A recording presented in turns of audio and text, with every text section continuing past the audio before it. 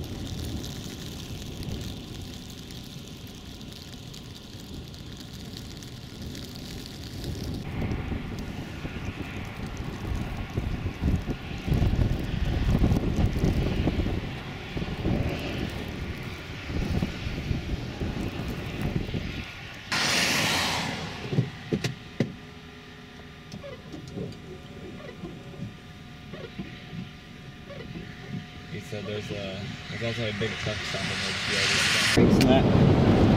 Like he's saying you can still see heavy rates and may not be able to see that thunder. This is definitely the heaviest we've seen.